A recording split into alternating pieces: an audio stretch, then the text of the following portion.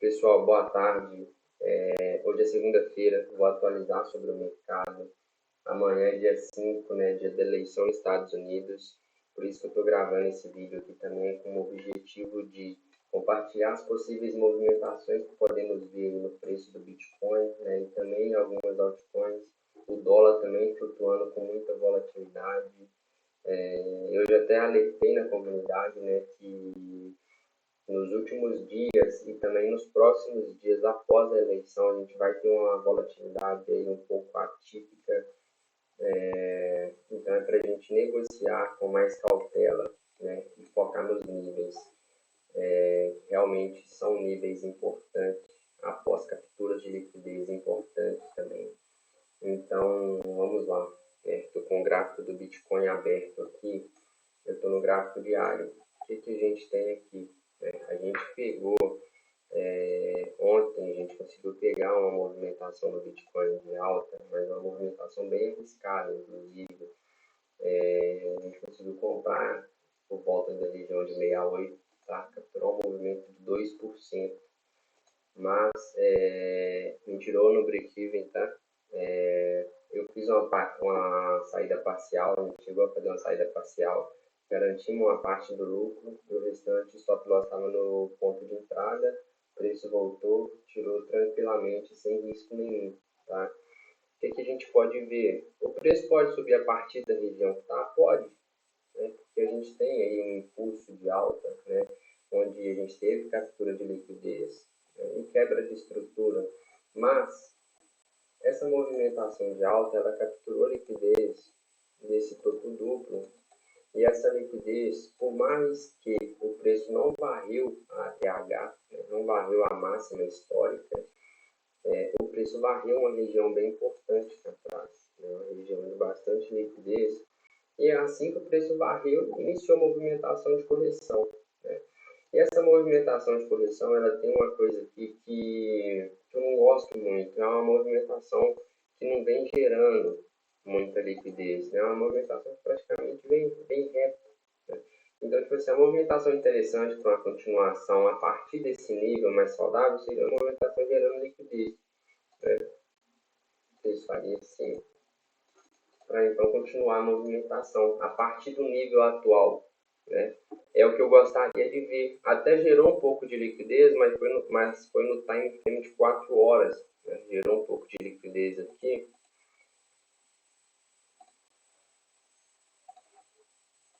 Gerou um pouco de liquidez aqui, né? Por isso, inclusive, eu peguei essa compra na região de 68. Não só por isso, né? Mas foi uma das confirmações que eu usei para pegar essa compra também, além da estrutura, né? Mas com esse momento, né, de eleição, essa narrativa atual, o que o mercado poderia fazer? O que o Bitcoin poderia fazer? O Bitcoin poderia procurar por uma manipulação, tá? Capturando abaixo dos fundos, manipulando o stop loss de todo mundo que está abaixo desses fundos aqui, tá?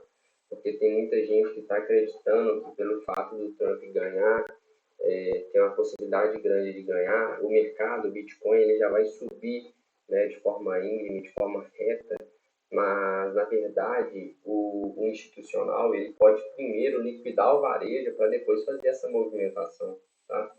Então eu olharia para uma posição, tá, mais saudável de compra a partir do nível de 64, tá? 64 mil, seria chegando aqui na parte superior da nossa zona de OP, tá? Que seria 62 de Fibonacci. Ou então uma posição que daria um risco-retorno melhor, uma posição que seria um pouco mais bem estruturada, seria na região de 63.300, entre 63.300 e 62, tá? Seria um order block no diário bem interessante, né? Aí você pode trabalhar com o risco-retorno que você preferir, com stop loss ou abaixo do order block, né, dando uma margem bem pequena para o preço movimentar, ou até mesmo da liquidez externa, que está abaixo aqui de 58.900, né? Mas são os dois níveis que a gente tem para o Bitcoin aí, tá? O principal nível que eu olharia é essa região entre 64 e 62, tá? Essa região de ótica que é bem interessante pela estrutura, né? O que o mercado fez aqui? Vamos ler essa estrutura junto, para vocês entenderem o que o mercado fez. O que o Bitcoin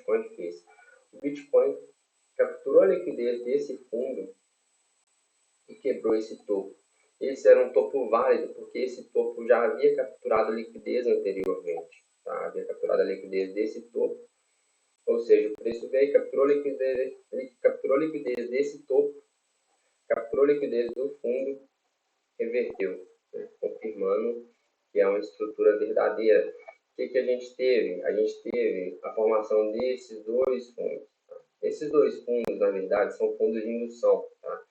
Aqui a gente tem liquidez de indução. Por quê?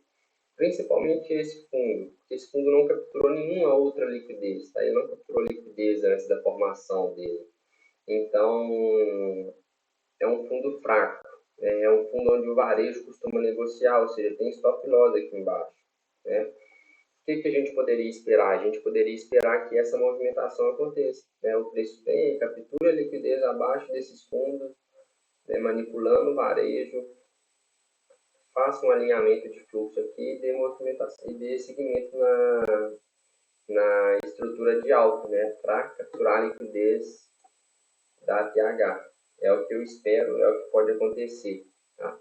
Se subir a partir daqui, seria algo natural também. Tá? Eu não iria estranhar, não, porque esse fundo aqui também é um fundo válido, porque ele capturou liquidez anteriormente e quebrou a estrutura.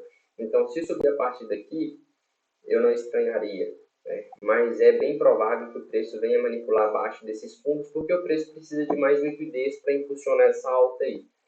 Tá? Essa é a visão para o Bitcoin.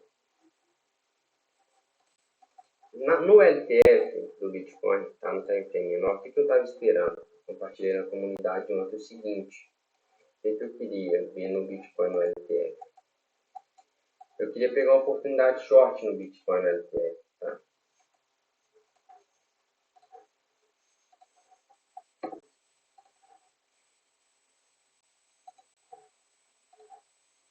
Isso aqui é um fake troca, tá? Troca não, troca verdadeiro não, porque esse topo não capturou liquidez anteriormente. Alguns estudos que eu estava fazendo aqui ontem com um aluno, mas vamos lá. O setup que eu compartilhei no VIP ontem, mas não chegou a ativar. Talvez ative ainda, né? Talvez aconteça a movimentação aí e a gente ainda consiga pegar essa oportunidade. Vamos lá. O que eu estava olhando aqui para o Bitcoin? O Bitcoin fez essa mudança no fluxo, né? Que até então é uma correção no gráfico HTF, né? No nosso gráfico maior, diário, semanal, né? Então, o que acontece? No meio dessa movimentação, o mercado gerou, né, uma ineficiência, um BPR, né, que é a ineficiência dos dois lados, tanto da compra quanto da venda, né, com uma estrutura de mercado válida. Né, o preço capturou liquidez, quebrou a estrutura, começou a gerar liquidez de indução. O que é liquidez de indução? Geralmente quando o preço ele faz uma quebra de estrutura, e essa quebra de estrutura é uma quebra válida, é uma quebra realmente é uma quebra de estrutura e não uma captura de liquidez, porque tem diferença entre quebra de estrutura e captura de liquidez. Quando o preço faz uma quebra de estrutura válida, que realmente é uma quebra de estrutura, se identificou lá, o preço quebrou a estrutura, tá? Quebrou uma estrutura válida, ou seja, ou mudou, né, o caráter, ou então está seguindo o fluxo. O que a gente espera que o preço faça? O preço começa a gerar liquidez. Essa liquidez ela pode ser em forma de figuras gráficas, né, que é o famoso price action, análise técnica, ou seja, pode ser um topo duplo, um fundo duplo, então pode ser só uma acumulação. Né? Geralmente o preço começa a formar essas figuras e depois o que o preço faz? Induz o varejo ao erro, né? Induziu o varejo ao erro, o preço vai lá, captura toda a liquidez e dá continuidade na movimentação. Eu esperava que o Bitcoin fizesse essa movimentação aqui, tá induzindo o varejo ao erro, o preço vem, captura a liquidez acima desses topos. Né? O pessoal começa a vender de forma antecipada, coloca o stop loss acima desses topos, que são topos fracos, né? São topos de indução. Eles vai lá, captura essa liquidez e dá seguimento na movimentação até a região de 64. Né? É uma outra possibilidade que eu estava vendo com o preço, que ainda pode acontecer. Tá? Essa movimentação ainda pode acontecer, vamos ficar de olho aí, vamos ficar atento. Né? É um outro setup aí para o Bitcoin. A gente tem que ficar atento.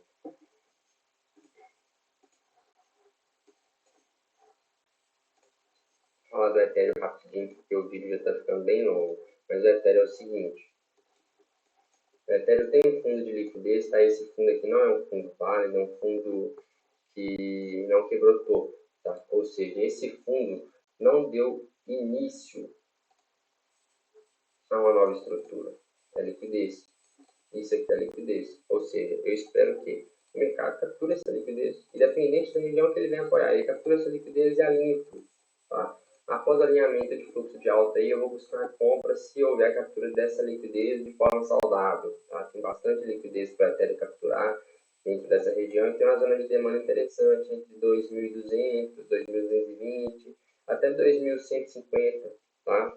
Com a liquidez externa aqui na região de nosso swing low, né, na região de 2.100 mais ou menos. Então o Ethereum também tem liquidez para capturar aí na parte inferior. Vamos esperar essa captura. Tá? Pessoal, não é porque tem liquidez para capturar embaixo que você vai vender em qualquer lugar, não. Tá? Igual essa leitura que eu fiz no Bitcoin, para a gente vender, a gente tem que ter uma região bem desenhada, uma região que tem contexto, né, para pegar essa posição, porque se você vende aqui o preço que investe, você está vendendo uma zona de demanda, não faz sentido nenhum isso não. Se você entra em comunidades atípicas aí, comunidades que não são comunidades, né, o pessoal só faz pelo marketing mesmo, você vai pegar posições assim, mas essas posições não têm um bom risco de retorno, essas posições não têm contexto de negociação, cara. Então, tem que ser um pouco mais inteligente, né? Para você sobreviver no mercado, principalmente no mercado de cripto, você tem que ser inteligente. Então, não é inteligente você vender em zona de demanda, ou então comprar em zona de oferta, né? É aí que está o varejo. A gente que negocia com a visão institucional, a gente toma a liquidez desse varejo por isso, né? Juntamente com as instituições, né? Por isso que eu falo, a gente segue os rastros dos market makers. Nós não somos os market makers, tá? Longe disso. Mas a gente tenta aí seguir os rastros deles. E é isso aí. Boa segunda para todo mundo. Vamos ficar atento aí, tá? Eleição amanhã. Bastante volatilidade pela frente. E é isso aí, pessoal.